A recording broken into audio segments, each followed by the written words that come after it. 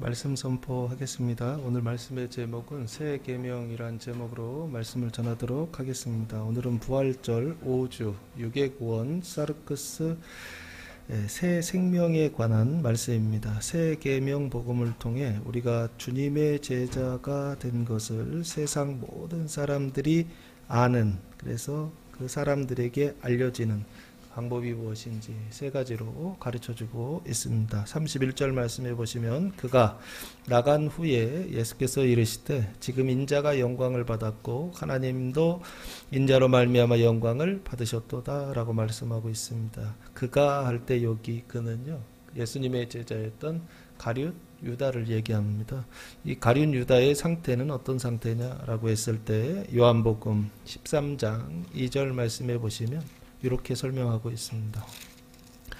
요한복음 13장 2절 마귀가 벌써 시몬의 아들 가룟 유다의 마음에 예수를 팔려는 생각을 넣었더라 라고 말씀하고 있습니다. 가룟 유다의 생각이요, 그 마음속에 뭐가 들어왔다? 마귀의 생각이 들어왔다라고 되어 있죠. 그 마귀의 생각은 뭐다?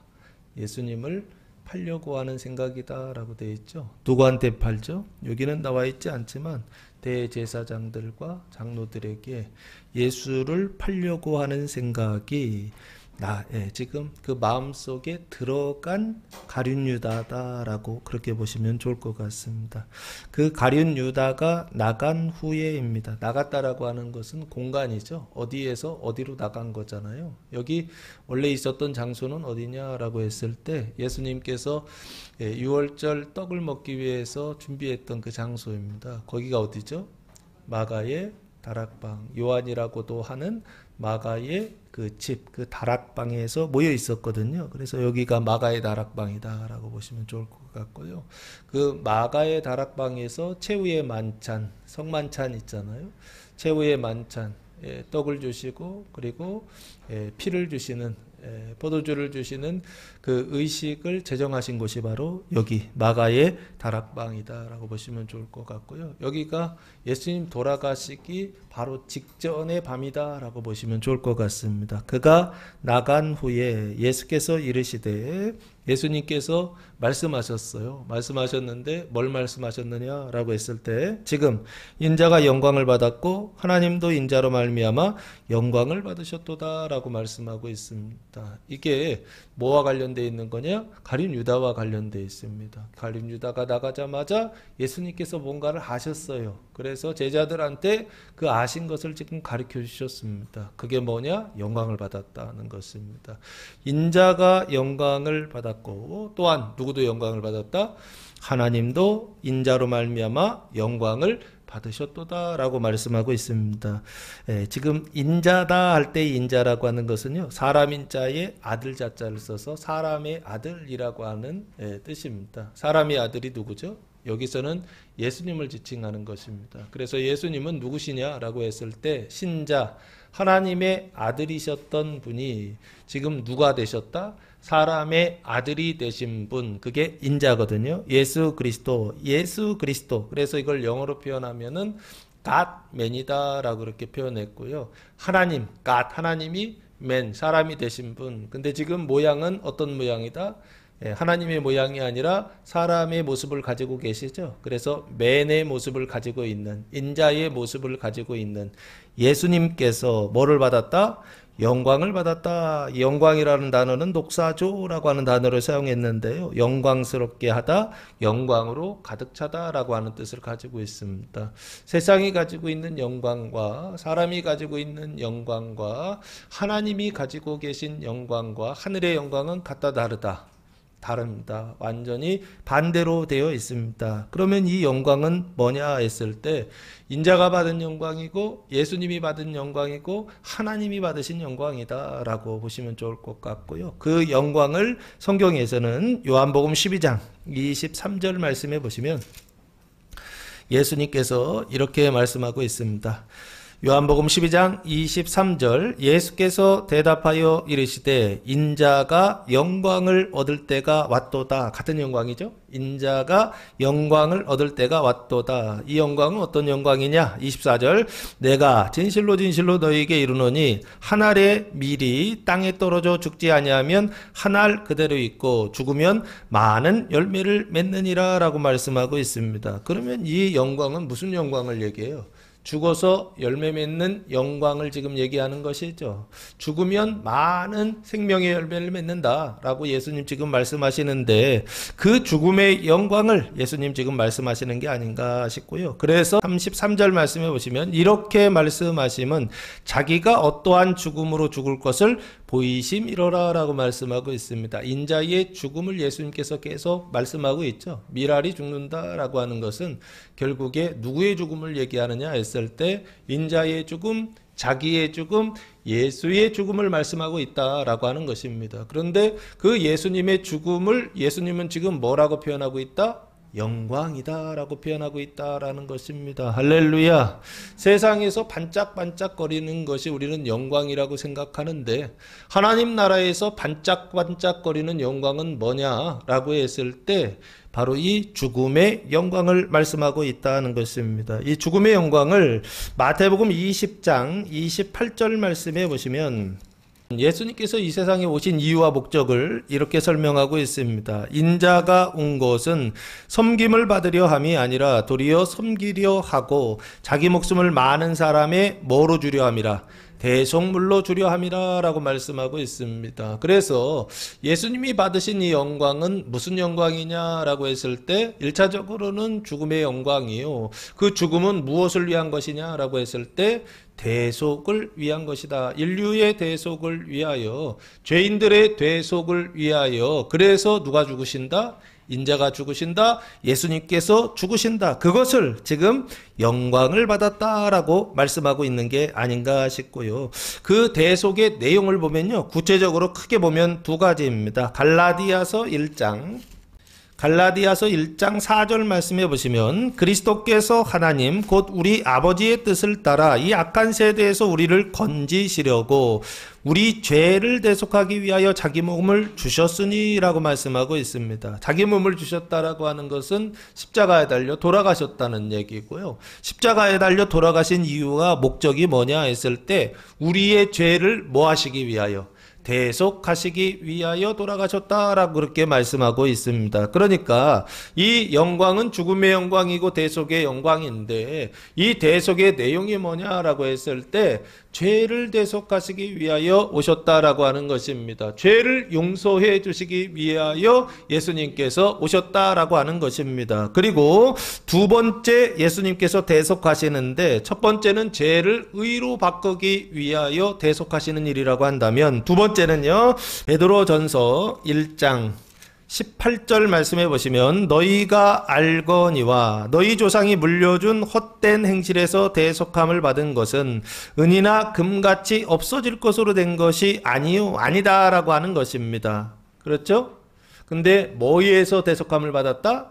헛된 행실에서 대속함을 받았다라고 말씀하고 있죠. 이 헛된 행실을요. 히브리서 9장 14절 말씀해 보시면 히브리서 9장 14절 말씀해 보시면 이렇게 표현하고 있습니다. 하물며 영원하신 성령으로 말미암아 흠없는 자기를 하나님께 드린 그리스도의 피가, 이건 예수님의 영광을 얘기합니다. 어찌 너희 양심을 죽은 행실에서 깨끗하게 하고 살아계신 하나님을 섬기게 하지 못하겠느냐라고 말씀하고 있습니다. 여기 깨끗하게 한다라고 돼 있죠. 근데 뭐에서 깨끗하게 한다? 죽은 행실이라고 되어 있죠. 이 죽은 행실이요, 그 사망의 행실이요, 이것을 헛된 행실이다라고 말해 있고, 그래서 이걸 뭐라고 하느냐 했을 때 사도 바울이 로마서에서 사망의 종노릇하는 행실이다라고 말씀하고 있는 게 아닌가 싶습니다. 그걸 씻어주시기 위하여, 그것을 깨끗하게 하시기 위하여, 사망을 생명으로 깨끗하게 하시기 위하여 예수님께서 뭐를 받으셨다? 대속의 영광, 죽음의 영광을 받으셨다라고 성경은 지금 말씀하고 있는 게 아닌가 싶습니다. 죄를 의로 바꾸고 존재의 상태를 바꿔주시는 것입니다. 사망을 생명으로 바꿔서 거듭나게 하시고, 그리고 또 하나 있는데요. 그게 바로 뭐냐면 가증함을 거룩함으로 바꾸는 대속입니다. 그래서 우리 안에 가증함이 있단 말이에요. 우리 안에 음란함이 있단 말이에요. 그 음란한 내용들이 있는데 그 음란한 종로로 타는 이 사람들을 구원하시기 위하여 예수님께서 뭐를 받으셨다? 영광을 받으셨다라고요. 오늘 지금 말씀하고 있는 게 아닌가 싶고요. 인자가 영광을 받았고 예수님이 영광을 받으셨고 누구도 영광을 받았다. 하나님도 인자로 말미암아 영광을 받으셨도다라고 말씀하고 있습니다. 그래서 예수님의 영광은 곧 누구의 영광이다? 하나님의 영광이다라고 보시면 좋을 것 같습니다. 눈에 보이는 거는 예수님이세요. 근데 예수님은 하나님 안에, 예수님이 그 안에 하나님이 계시거든요. 하나님과 예수님은 하나이세요. 예수님이 영광을 받았다는 것은 또한 누가 영광을 받으셨다? 하나님도 영광을 받으셨다라고 그렇게 말씀하고 있습니다. 그래서 이것을 통해서 말하는 건 뭐냐 했을 때 예수의 영광이 가짜가 아니다라는 겁니다. 예수님께서 받으신 대속의 영광이 나쁜 것 아니다라고 하는 것입니다. 예수님 받으신 영광은 누구의 영광이다? 하나님 아버지께서 받으신 영광이요. 예수님 받으신 그 죽음과 대속의 영광은 또한 누구의 영광이다? 지금 성부 하나님의 영광이다 라고 예수님 지금 말씀하고 있는 게 아닌가 싶어요. 그래서 예수의 영광 이꼬르 누구의 영광이다? 하나님의 영광이요. 그 하나님의 영광은 뭐냐 했을 때 세상의 영광과는 완전히 다른 대속의 영광이요, 고난의 영광이요, 죽음의 영광이다 라고요 성경이 말씀하고 있고, 예수님은 그걸 받으셨다는 거예요. 그리고 아버지 하나님도 그걸 받았다라고 하는 것입니다. 그러므로 그리스도의 몸된 교회와 성도들은 이 영광을 기쁨으로 받는 교회와 성도들 되시기를 예수님의 이름으로 축복합니다. 다른 영광이 아니에요. 예수님 받으신 영광이 최고입니다. 아버지가 받으신 영광이 가장 좋은 것입니다. 눈으로 볼 때 이거 좋은 거예요, 나쁜 거예요? 고난의 영광은 나쁘다 생각합니다. 죽음의 영광은 나쁘다 생각합니다. 대속의 영광은 나쁘다 생각합니다. 그러나 눈으로 볼 때는 나쁜 것이지만, 그러나 영으로 볼 때는 이게 어디로 가는 길이다? 구원으로 가는 길이요, 이게 천국으로 들어가는 길이요, 이게 영생으로 들어가는 길이다 라고 하는 것을 믿으시고 오히려 기쁨으로 이 영광, 동일한 영광을 받을 수 있는 교회와 성도들 되시기를 예수님의 이름으로 축복합니다. 이 32절 말씀해 보시면, 만일 하나님이 그로 말미암아 영광을 받으셨으면, 인자 안에서, 이 말미암아라고 하는 단어가 n이라고 하는 전치사를 사용했는데요, 영어로는 in입니다. 인자 안에서 영광을 받으셨으면, 그러면 그 예수님 안에서 영광을 받았다라고 하는 것은 죽음의 영광이고 대속의 영광이라고 했잖아요. 그 죽음의 영광, 대속의 영광을 받으셨으면 이렇게 보셔야 됩니다. 하나님도 자기로 말미암아 그에게 영광을 주시리니, 아버지 하나님께서 영광을 주신다라고 하는 것은 시간으로 봤을 때는 과거, 현재, 미래 중에 언젠가요? 주신다. 아직 안 줬죠?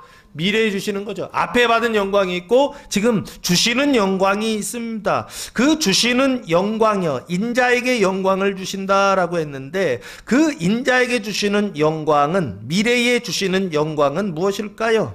누가복음 9장 22절 말씀해 보시면 예수님께서 이렇게 말씀하십니다. 누가복음 9장 22절 말씀입니다. 이르시되 인자가 많은 고난을 받고 장로들과 대제사장들과 서기관들에게 버림받아 죽임을 당하고 제3일에 살아나야 하리라 하시고 라고 말씀하고 있습니다. 많은 뭐를 당한다? 고난을 당한다라고 되어 있습니다. 그리고 장로들과 대제사장들과 서기관들 뭐를 받아? 버림받는다라고요. 그래서 죽임을 당하고 3일 만에 살아나야 될 것을 예수님께서 말씀하셨다라고 그렇게 말씀하고 있습니다. 여기 보시면 고난과 무슨 영광이요? 죽음의 영광을 또 말씀하고 있죠. 그 죽음의 구체적인 장소가 어디였나요? 십자가에서 돌아가셨죠. 그래서 십자가는 뭐냐? 영광이다라고 하는 것입니다. 여기요, 예수님께서 주시는 영광이요, 아직 받지 않은 영광은 뭐냐라고 했을 때 십자가의 영광이다라고 보시면 좋을 것 같고요. 그 십자가의 영광을 주시리니라고요. 네? 곧 주시리라 라고 되어 있습니다. 곧이라고 하는 것은 조금 후에 곧바로 주신다라고 하는 것입니다. 오늘이 목요일 저녁이거든요. 예수님 언제 잡히시죠? 금요일 잡히신다, 새벽에 잡히신다라고 보면요, 몇 시간 후에 이 영광을 주신다라고 보시면 좋을 것 같습니다. 그리고 십자가에 달려 돌아가신 게 몇 시부터죠? 그 다음날 12시 정오에 십자가에 못 박히거든요. 그리고서 몇 시에 돌아가시죠? 3시까지 매달려 계시다가 정오 3시에 숨지셨다, 돌아가셨다라고 성경이 말씀하고 있으니까 시간적으로 보면은 12시간 정도 후에 주시리라 라고요, 주셨다라고 보시면 좋을 것 같습니다. 이 십자가의 영광은 죽음의 영광이요, 이 십자가의 영광은 대속의 영광이요, 그 대속의 영광은 뭐냐라고 했을 때 죄를 의로 바꾸는 생명의 빛이요, 사망을 생명으로 바꾸는 영광의 빛이요, 가증함을 거룩함으로 바꾸어주는 하나님의 빛이다라고 하는 것입니다. 이 십자가의 영광이 우리의 자랑이 되고 이 십자가의 영광을 바라보며 소망 가운데 달려가는 교회와 성도들 되시기를 예수님의 이름으로 축복합니다. 세상이 우리가 제자인 것을 아는 방법이 뭐냐? 우리가 제자가 되는 방법을 얘기하는 게 아니에요. 우리가 이미 제자가 됐고 이미 제자가 된 이후에 세상이 우리를 보면서 야, 이 사람들은, 이 교회는 누구의 제자다?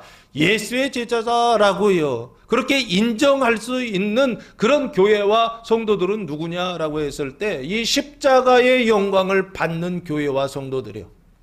이 십자가의 영광을 예수님 받으셨던 것처럼, 아버지 받으셨던 것처럼 교회와 성도들이 이 십자가의 영광을 받을 때 그 교회는 세상이 뭐라고요? 저 사람들은 예수의 제자다라고요, 인정하는 교회와 성도가 된다라고 하는 것입니다.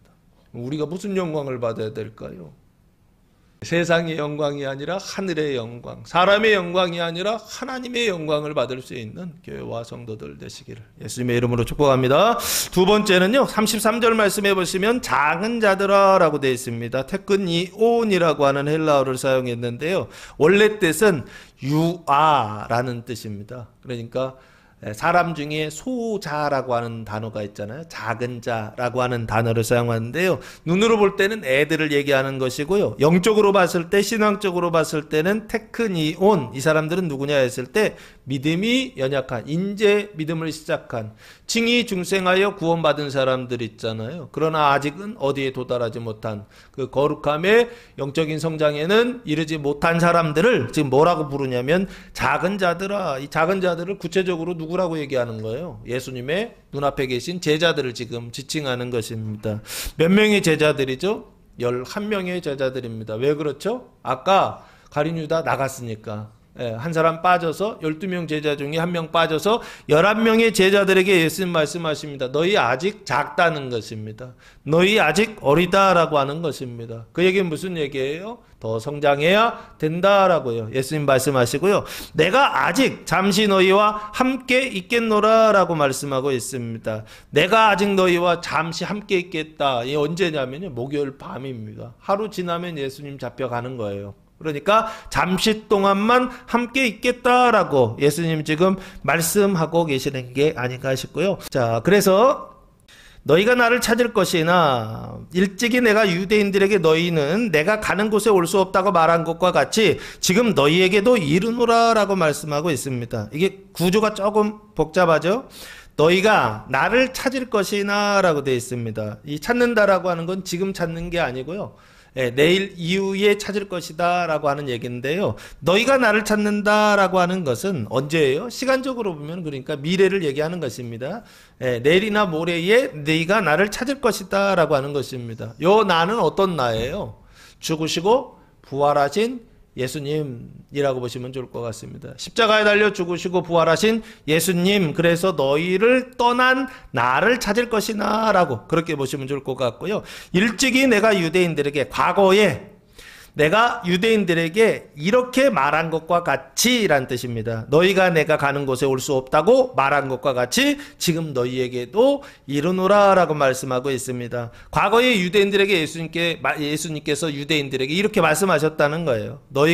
너희는 내가 가는 곳에 올 수 없다 라고 말씀하셨다는 것입니다. 예수님께서 가는 곳에 올 수 없다 그러셨잖아요. 여기 어딘가요? 요한복음 13장 1절 말씀해 보시면 예수님께서 가시는 장소를 명확하게 지칭하셨습니다. 요한복음 13장 1절 말씀해 보시면 6월절 전에 예수께서 자기가 세상을 떠나 아버지께로 돌아가실 때가 이를 줄 아시고 세상에 있는 자가 자기 사람들을 사랑하시되 끝까지 사랑하시니라 라고 하시니라 말씀하고 있습니다. 여기 어디로 돌아가실 때가 됐다. 세상을 떠나서 어디로? 아버지께로 돌아갈 때가 됐다. 그래서 세상은 땅이잖아요. 그 땅에서 떠나서 아버지께로 돌아간다라고 하는 것이요. 하늘이죠. 땅에서 하늘로 올라가는 거. 이걸 뭐라고 그러죠?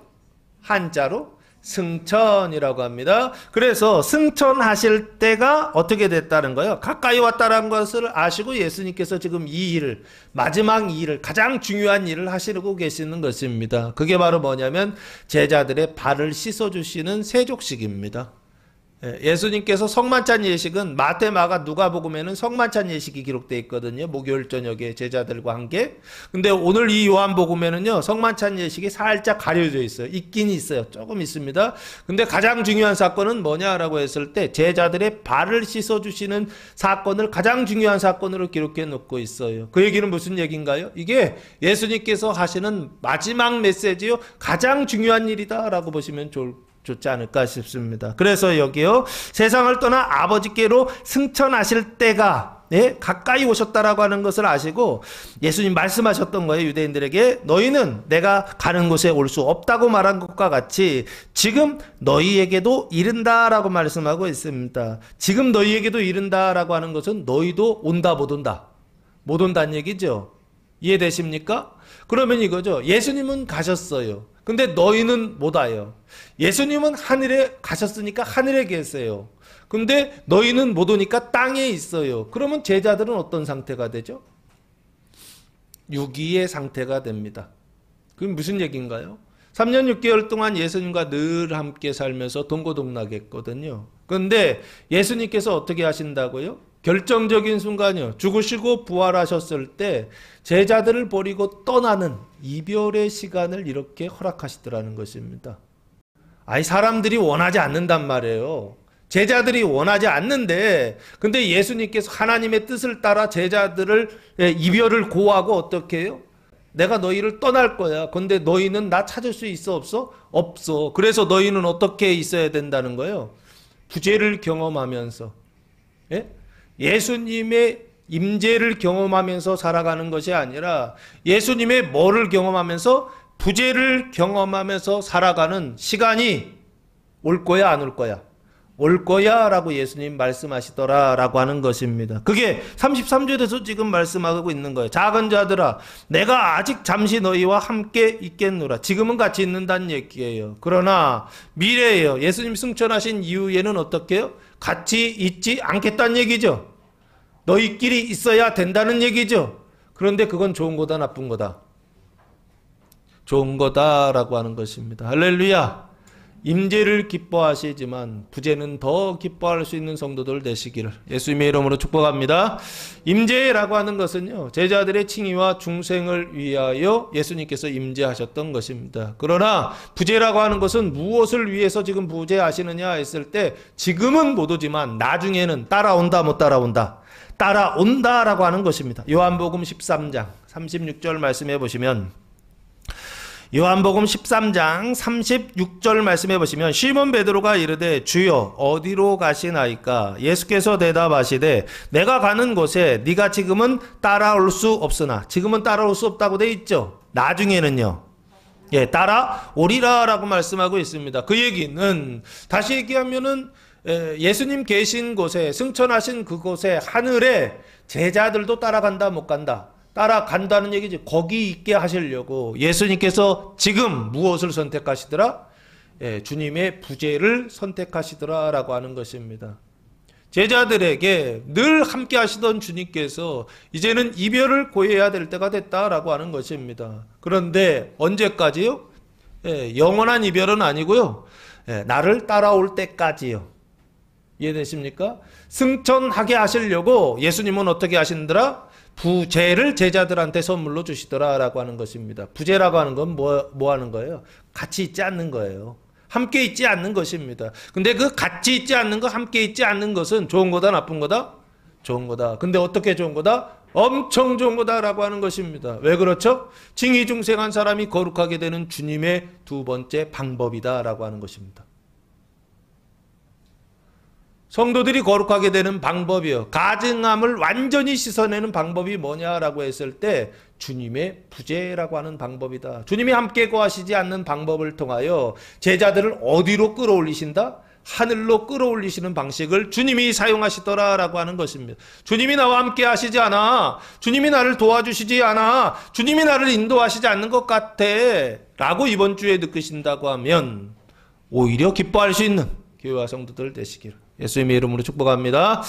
예, 주님이 안 계신 것 때문에 슬퍼하는 것이 아니라 주님 계신 그곳을 향해서, 그곳을 바라보며 그것을 향해, 하늘을 향해 승천, 날아오르는 교회와 성도들 되시기를 예수님의 이름으로 축복합니다. 이게 두 번째요. 예수님 사용하시는 방법이다라는 것입니다. 세상이 너희가 나의 제자인 것을 알게 하는 두 번째 방법은 뭐냐 했을 때 하나님의 부재, 주님의 부재, 예수님의 부재를 경험하게 하신다라고 하는 것입니다. 목적은 어디요? 승천하시고 거룩하게 하시는 게 주님의 목적이다라고 하는 것입니다. 그래서 슬퍼하지 마시고 기뻐할 수 있는 교회와 성도들 되시기를 예수님의 이름으로 축복합니다. 34절 말씀해 보시면요. 세 번째, 새 계명을 너희에게 주노니 서로 사랑하라. 내가 너희를 사랑한 것 같이 너희도 서로 사랑하라 라고 말씀하고 있습니다. 새 계명을 너희에게 준다라고 예수 말씀하세요. 이 새라고 하는 단어가 카이노스, 새로운이라고 하는 뜻이고요.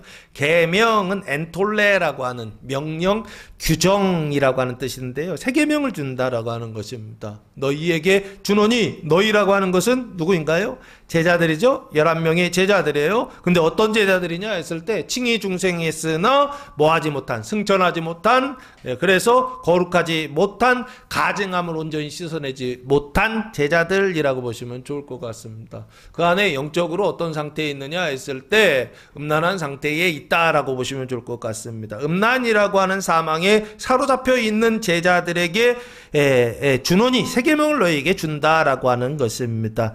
그 새 계명을 준다라고 하는 것은 결국에 뭐냐 했을 때 그 영적인 병을 고치기 위하여 사망의 종로로 타는 것이요.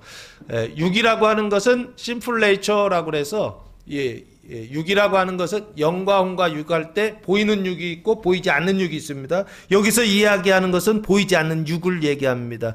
그 보이지 않는 육적인 처방이요. 그 육이 사망의 종로로 타고 있고 음란의 종로로 타고 있는데 그것을 고치기 위하여 예수님께서 영적인 처방을 하시는 것입니다. 병원에서 처방하듯이 의사가, 예수님께서 영적인 의사가 되시는 예수님께서 처방하십니다. 그 처방이 뭐냐 했을 때 서로 사랑하라라고 하는 것입니다. 할렐루야. 서로 사랑하시기 바랍니다. 이 서로 사랑이라고 하는 것은 뭐냐라고 했을 때 아가파오라고 하는 단어를 사용했는데요. 서로 사랑은 하나님의 사랑을 하라라고 하는 것입니다. 이 하나님의 사랑을 하라라고 하는 것은 무엇을 말하느냐라고 했을 때 내가 너희를 사랑한 것과 같이 너희도 서로 사랑하라라고 말씀하고 있습니다. 니네 마음대로 사랑하라? 아닙니다. 사람의 사랑? 아니에요. 세상 사랑? 아닙니다. 세상이 가르치는 사랑 얘기하는 게 아니라고요. 여기서 말하는 사랑은 무슨 사랑 얘기하느냐 했을 때 아가페 사랑을 지금 말씀하고 있습니다. 내가 예수님께서 너희를, 제자들을 사랑한 것 같이 어떻게 사랑하셨죠? 대속의 사랑을 하셨죠. 죄를 씻어주는 사랑을 했죠. 사망을 씻어주는 사랑을 했죠. 할렐루야. 아무리 잘해줘도 소용없어요. 아무리 친절하게 해도 소용없다고요. 아무리 사람의 사랑해도 소용이 없다고요. 무슨 사랑해야 된다고요? 하나님의 사랑해야 된다고요. 그래야 죄를 씻는다고요. 하나님의 사랑을 해야 사망을 씻는다고요. 하나님의 사랑을 해야 가증함을 씻을 수 있다라고 하는 것입니다. 다른 사랑으로는 씻을 수 있다 없다? 없다. 이 종로로 타는 곳에서 씻어낼 수 있는 사랑은 아무 사랑도 없습니다. 오직 누구의 사랑만? 하나님의 사랑, 아가페 사랑으로만 씻어낼 수 있다라고 하는 거, 이거 명심하세요. 내가 너희를 사랑한 것 같이. 그래서 이 사랑은 무슨 사랑이냐? 대속의 사랑이고 그 대속의 사랑으로 너희도 서로 사랑하라 라고 말씀하고 있습니다. 예수님은 믿음이 강하신 분이에요? 약하신 분이에요? 강하신 분이죠. 제자들은 그 상태에서 믿음이 약한 사람들이란 말이에요. 그러면 믿음이 강한 사람들이 믿음이 약한 사람들의 그 사망을 어떻게 하느냐? 씻어주는 사랑을 하라라고 하는 것입니다. 그러나 여기요, 제외되는 사람이 하나 있습니다. 누구죠? 제자들 12명 중에 한 명이 지금 빠져 있죠. 누굽니까? 가룟 유다예요. 이 가룟 유다는 이 사랑 안에 내가 너희를 사랑한 것 같이 할 때 그 사랑 안에 들어가 있을까요? 없을까요? 들어가 있지 않습니다. 제외된 사람이 있어요. 11명의 제자들은 예수님께서 아가페 사랑을 하셨는데요. 한 사랑은 아가페 사랑을 제가 볼 때는 안 하셨어요. 보니까요. 사랑의 그 대상에서 제외됐다라고 보시면 좋지 않을까 싶습니다. 해야 되는 사람이 있고 하지 말아야 되는 사람이 있어요. 아시겠죠? 지금 여기요, 11명의 제자들은 사랑하셨으나 한 명의 제자들은 사랑하지 않았다라고 하는 것을 기억하면서 모든 사람들을 다 아가페 사랑해야 된다라고 생각하면 또 그것도 하나님의 사랑 아닐 수가 있습니다. 하나님께서 인도하시는 대로, 하나님께서 시키시는 대로 아가페 사랑을 하는 교회와 성도들이 되어야 될 줄로 믿습니다. 지금요, 내가 너희를 사랑한 것과 같이 너희도 서로 사랑하라 말씀하셨으니 예수님처럼 사랑해야 돼요. 다른 사랑하면 이거는 주님의 사랑 아닙니다.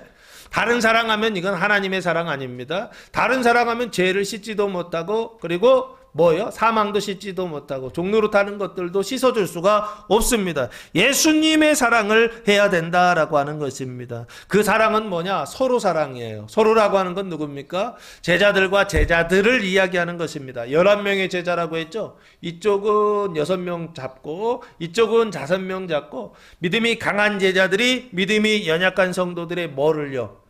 사망을 씻어주는 사랑을 하라라고 보시면 좋지 않을까. 이 표징이 뭐다? 제자들의 발을 씻어주는 세족식입니다. 예수님께서 제자들의 발을 씻어줬던 이유, 13장에서 제자들의 발을 씻어줬던 이유는 뭐다? 서로 사랑하라는 것입니다.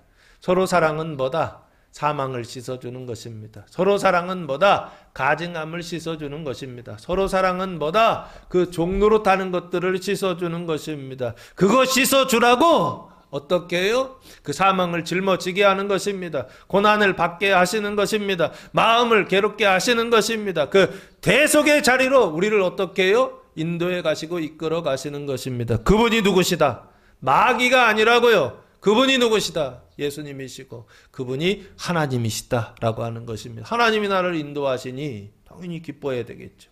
감사해야 되겠죠. 그분께서 하시는 일을 찬송해야 되겠죠. 그래서 온 하늘이, 온 땅과 바다가 하나님을 찬송하는 그 일이 무슨 일이냐 했을 때 이 대속의 영광이요, 이 대속의 사랑이요, 그 자리로 우리를 이끌어 가실 때 이거 나쁘다라고 생각하지 마시고 하나님이 나를 구원하시기 위하여, 우리 가족들을 구원하시기 위하여 하나님 나를 인도해 가신다라고 믿음으로 바라보시면서 기뻐할 수 있는, 찬송할 수 있는 교회와 성도들 되시기를 바랍니다. 그래서 서로 사랑하라 라고 하는 것은 형제들의 발을 씻어주는 사랑, 사망을 씻어주는 사랑을 하라라고 예수님 말씀하시고, 35절 너희가 서로 사랑하면 이라고 되어 있습니다. 대속의 사랑, 그 영광의 사랑을 하면, 하나님의 영광의 사랑을 하면 이로써 모든 사람이 너희가 내 제자인 줄 알리라 라고 말씀하고 있습니다. 세상의 모든 사람이요, 안 믿는 모든 사람들이요, 교회와 상관없는 그 모든 사람들이 너희가 누구인 것을요? 내 제자요, 대속하는 예수의 제자인 것을요, 대속하는 제자요, 대속하는 교회인 것을 알리라 라고 그렇게 말씀하고 있습니다. 할렐루야. 예? 우리가 이 세상을 살아가면서 교회는 누구냐라고 했을 때 예수님의, 저 사람들은 예수님을 따라가는 예수님의 제자들이야 라고요, 그렇게 칭찬받는, 그렇게 인정받는 그런 교회와 성도들이 돼야 될 줄로 믿습니다. 왜 돼야 되는 거예요? 이렇게요. 나한테 주는 도움은 뭐예요? 도대체 나한테 주는 이익은 뭐예요? 내가 그렇게 사람들이 나를 예수님의 제자다라고 그렇게 인정하는 어떤 그런 교회가 되고 성도가 된다고 한다면 그게 나한테 무슨 상관이 있냔 말이에요. 요한계시록 21장 2절 말씀에 보시면 이 언약이 성취가 됩니다. 또 내가 보니 거룩한 성 새 예루살렘이 하늘로부터 하늘에서 내려오니 그 준비한 것이 신부가 남편을 위하여 단장한 것 같더라 라고 말씀하고 있습니다. 여기 보시면 거룩한 성 무슨 예루살렘이요? 새 예루살렘이 하나님께로부터 하늘에서 내려왔다라고 돼 있죠. 그러면 이 예루살렘 성은, 눈에 보이는 예루살렘 성은 어디 있죠? 이스라엘 땅에 있죠. 이 예루살렘 성은 지금 어디에서 내려와요? 하늘에서 지금 내려오고 있죠. 그럼 예루살렘에 있는 그 성이나 이 성은 같은 거예요? 다른 거예요? 다른 겁니다. 그 성은 표징이고요. 이게 진짜입니다. 그 성은 그림자고요. 이게 본상입니다. 하늘에 있는 예루살렘이 있다고요. 근데 그 예루살렘의 언약이 언제 성취되느냐? 그 새 언약이 언제 성취되느냐라고 했을 때 너희를 예수님의 제자다라고 했을 때 그때 새 예루살렘의 언약이 성취된다라고 보시면 좋지 않을까 싶습니다. 그 새 예루살렘의 언약이 성취되었을 때 그 새 예루살렘의 상태는 어떤 상태가 되느냐라고 했을 때 3절 말씀부터 보시면 내가 들으니 보좌에서 큰 음성이 나서 이르되 보라 하나님의 장막이 사람들과 함께 있음에 하나님이 그들과 함께 계시리니 그들은 하나님의 백성이 되고 하나님은 친히 그들과 함께 계셔서 하나님이 영원히 함께 계시는 상태가 된다는 것입니다. 그래서 4절 모든 눈물을 그 눈에서 닦아주시니 다시는 뭐가 없다. 사망이 없고 애통하신 것이나 곡하는 것이나 아픈 것이 다시 있지 아니하리니. 할렐루야. 예? 아픈 것이 좀 없었으면 좋겠어요. 곡하는 것도 없었으면 좋겠어요. 애통하는 것도 없었으면 좋겠어요. 방법이 뭐냐? 너희는 예수를 따라가는 제자들이야 라고 세상 사람들이 말할 그때에 어떤 현상이 일어나느냐? 새 예루살렘의 언약이 성취되는 이 일들이 나타나게 될 것이다 라는 것입니다. 사망이 없고 애통하는 것이나 곡하는 것이나 아픈 것이 다시 있지 아니하리니 처음 것들이 다 지나갔음이라. 5절 보좌에 앉으신 이가 이르시되 하나님이 말씀하십니다. 보라 내가 만물을 새롭게 하노라 하시고 또 이르시되 이 말은 신실하고 참되니 기록하라 하시고 6절 또 내게 말씀하시되 이루었도다 나는 알파와 오메가요 처음과 마지막이니 내가 생명수생물을 목마른 자에게 값없이 주리니 라고 말씀하고 있습니다. 새 언약은 이미 2000년 전에 예수님께서 완성하신 줄로 믿습니다. 믿음으로 받으시기 바랍니다. 성경을 열심히 읽어서 받으시기 바랍니다. 새 예루살렘의 언약은 지금 성취되는 게 아닙니다. 2000년 전에 예수님이 이미 성취하셨습니다. 선물은 준비되었습니다. 받는 자들이 되시기 바랍니다. 어떻게 받는다고요? 믿음으로만 받을 수 있습니다. 믿음은 어떻게 받는다고요? 말씀을 통해서만 받습니다. 말씀은 어디에 기록되어 있다고요? 성경책에 기록되어 있습니다. 성경 읽는다라고 하는 것은 뭘 받는 거냐 했을 때 하나님이 다 이루어 놓으신 완성해 놓으신 그 하늘의 선물을 그 은혜를 받는 방법이다. 유일한 수단이다 라고 하는 것입니다. 열심히 성경 읽고 믿음으로 나아가셔서 새 예루살렘의 언약이 사망이 없고 애통하는 것이나 곡하는 것이나 아픈 것이 없는 이런 세상에까지 도달하는 교회와 성도들 되시기를 예수님의 이름으로 축복합니다. 기도하겠습니다. 사랑과 은혜가 풍성하신 아버지 하나님 감사와 찬송과 영광을 올려드립니다. 우리를 위하여 죽으시고 다시 사신 예수님의 부활을 기념하는 새 계명복음이 선포될 때 그 말씀을 믿고 따름으로 예수님의 새 계명 서로 사랑하는 교회와 성도들이 되게 하옵소서. 새 예루살렘의 언약이 우리의 삶 속에 이번 주간 나타나고 경험되는 그래서 완전하게 경험되는 교회와 성도들 되게 하옵소서. 이제는 우리 주 예수 그리스도의 은혜와 하나님 아버지의 무한하신 사랑하심과 성령의 교통하심이 사랑하는 성도들 머리에와 가정에와 교회 위에 이제로부터 영원토록 함께 하시기를 간절히 축원하옵나이다. 아멘.